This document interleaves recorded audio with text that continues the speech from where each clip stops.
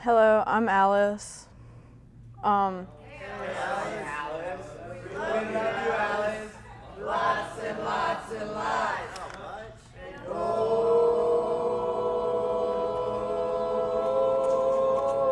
bunches. and both of my parents are, well, I'm in Alateen in Winston-Salem Peace of Mind group, and both of my parents are alcoholics, and so is my sister. I have one sister and three brothers. And but the person that mainly impacted me with their drinking was my mother. Um, so my sister's name is Kayla. And my three brothers' name are Peter, Taylor, and Alec. And I lived when I was born. I lived with my two parents and my sister Kayla. But basically, there was always all this chaos going on. There was always fighting, and what I would do when they the fight, there was no physical abuse, but there was a lot of verbal. And what I would do is I would sometimes hide and just cry and yell at them to stop fighting. But it was almost like I wasn't there because they were off in their own world fighting about my mom doing drugs or something. And my dad was on and off with sober, but I don't really remember my mom sober that much except this one time. But but I thought that all parents fought this bad on the daily and stuff because my next door neighbors, they were my best friends. They had 9 kids, and I grew up with them. I spent the night with them, and all kinds of stuff. And I would go over there sometimes when my parents were fighting. And but their dad was very abusive, and he would he would abuse their mom, and sometimes they would have to come over to our house and have us call the cops for them and stuff. So I just thought this was normal. But one of the main things I remember that really impacted me was, I still remember this pretty good even though I was 3 to 4. My mom, she was drinking, and she called my sister and was like, "You might want to come home soon." And then she OD'd on a bunch of pills, and she went face first into the keyboard. And I was just playing, and then I saw her and ran over to her and started pushing her "Mom, wake up." And then she fell down. I thought she was dead, and so I went out on my porch and I started screaming that my mom was dead, so help. And finally our neighbor Bill, he called the ambulance or the cops, and they came, and opened the door for them, and I was home alone with her, and I was about to be taken into child care because nobody else was home. And my sister finally got home because my mom called her. And she called my dad, and he was trying to get home, but there was a bunch of traffic, so it took a while for him to get home. But yeah, I didn't get taken into child care because she told them that she was one of my guardians. And so yeah, that's one of the memories that I have growing up of something major happening like that. And yeah, and not long after that, my sister's also an alcoholic, and she was drinking a lot and partying and stuff, and it was just getting out of hand. So my dad kicked her out, and she went into a treatment center called ARCA, and I visited her sometimes, but I don't remember it very well. But after my sister moved out, my brother Peter moved in.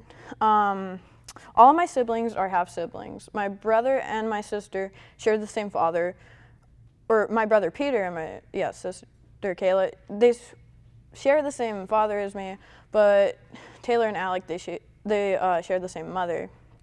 And Alec and Taylor, they visited every other weekend.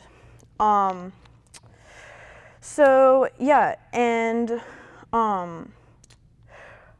my brother Alec, he was going to move in with us.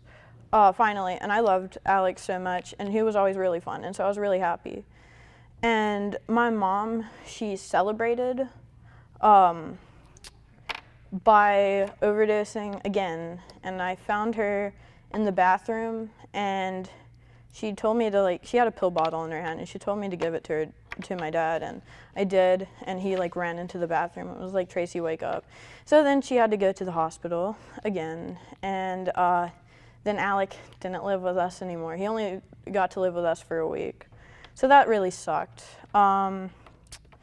And yeah, and some family, some of her parents and siblings and stuff, they came to visit her, and they were gonna put her in to a mental hospital, but being the manipulative person she is, she talked her way out of it and was like, I'm gonna come home and I'm gonna get sober and all this stuff. And it was of course a lie.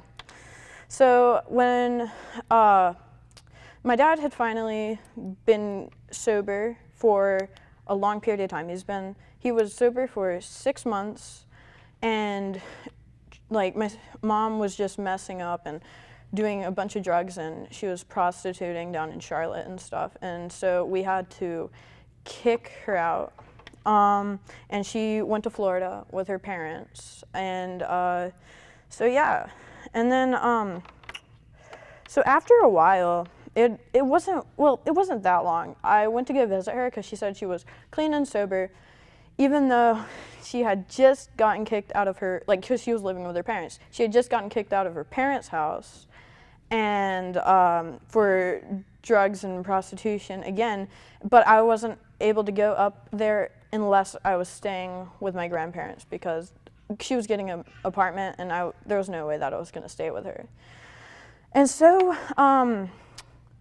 her parents let her stay there for a couple more days, and I went up there, and my dad knew he wasn't trying to get back together with her, but she lied to me and was like, I'm sober, I'm clean, I'm trying to get back together with your dad, I'm trying to make things work, when she was, and so I went up there, and one of the first things, I flew to Florida by myself, and one of the first things we did was we went to an AA meeting, and there was this guy named Danny, and they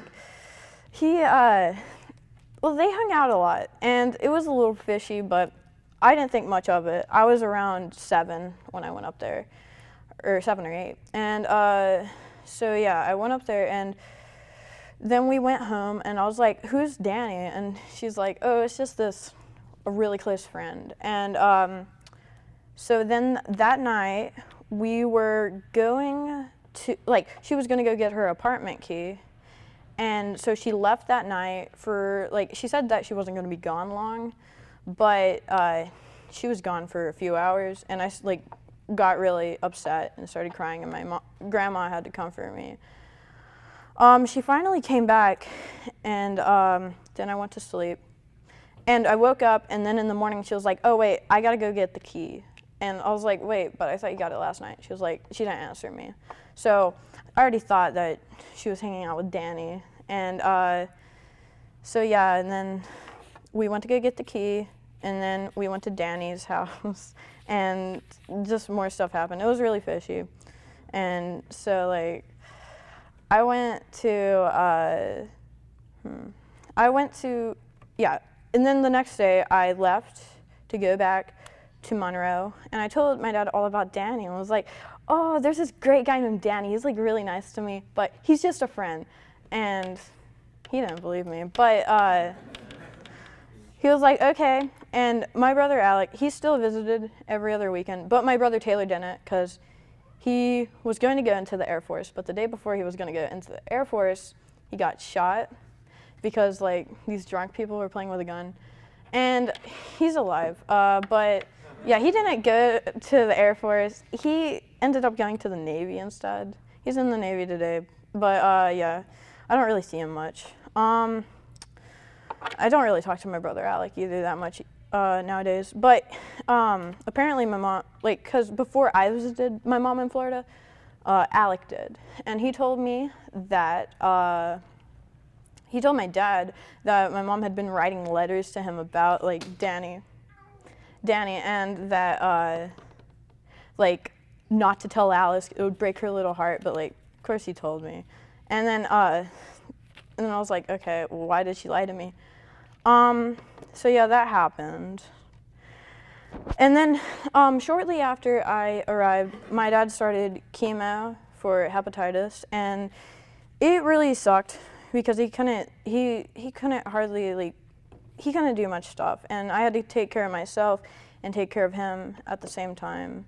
And my brother Peter would help, but I was pretty good about school. I didn't make perfect attendance, but I still made it to school very regularly and stuff. So and we would make it to a meeting almost every day, even though my dad was going through chemo, which was pretty cool. And we went to this place called the Sunset Group, and they had a children's room in the front, and I would hang out with, like, I got really close with some of the kids there and stuff. And there's no Alateen in Monroe, and my dad wanted to start an Alateen group up there with his friend, but they couldn't because they were both felons, because I was interested in it. But yeah, that happened. And so that was sad because I was really interested in it. Later, my mom moved back in, and for some reason, because we were like, ooh, because I always had this hope that she was going to be sober this time. Yeah, she wasn't. But because I stayed with my next door neighbors because my dad drove all the way to Florida to go get her, and when he got her, she was already drunk. And so that was nice. And she got home finally, and I was there and I hugged her and stuff. And she went to a lot of treatment centers and halfway houses and stuff. Nothing ever happened. But finally, she got this sponsor, and she got sober for about 3 months, and that was great because she's a wonderful person sober. She's awesome, but it's so horrible that most of my life, she's just been drunk and stuff. So yeah, she was sober for 3 months, and my dad, my sister, she lived in Winston at the time, and she was sober for a few years already, so that was great. But my dad, he got a job up there, and we were going to move to Winston soon, and my mom was going to come with us, and it was going to be all great. And then near the end there, before we were going to move to Winston, she started sleeping with a bunch of my dad's sponsees and stuff, so that wasn't cool. But yeah, she was still going to go with us anyways, because why not? So at the last minute, we had our moving truck and stuff, and at the last minute, she was like, I'm not going to go. I'm just going to stay at this house. And I was like, okay, well then. Anyways, yeah.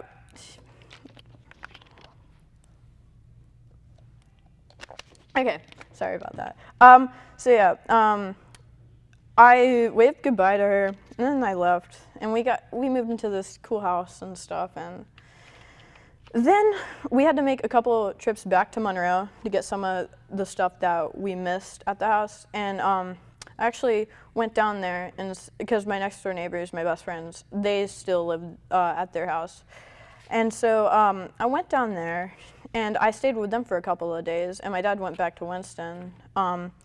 Well, I was originally supposed to stay at my mom's house, but the day I got there, and she knew that I was coming to stay down there, but the day I got there, she was like, oh, you're gonna have to stay with the neighbors because I'm gonna go and drive to Florida today.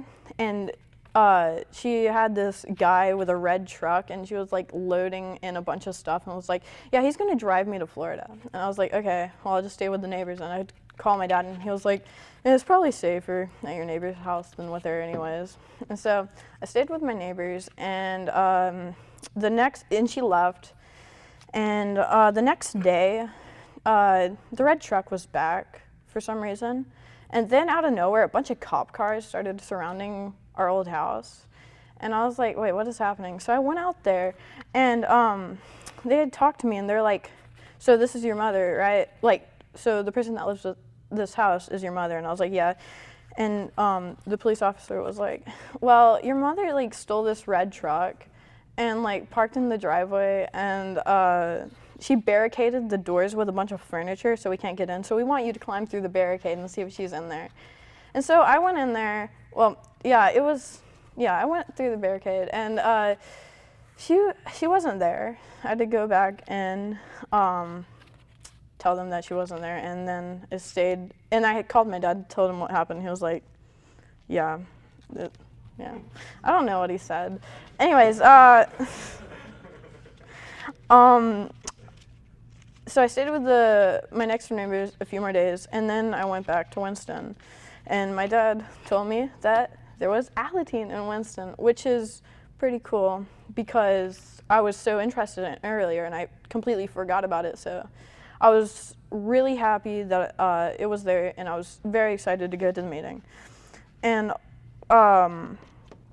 so we were driving into the driveway of this church, and they have an Alateen and an Al-Anon and an AA meeting all at once, but they're in like different rooms. So yeah, we were pulling in, and I got like really nervous and stuff out of nowhere, and I was like, I don't really want to go anymore.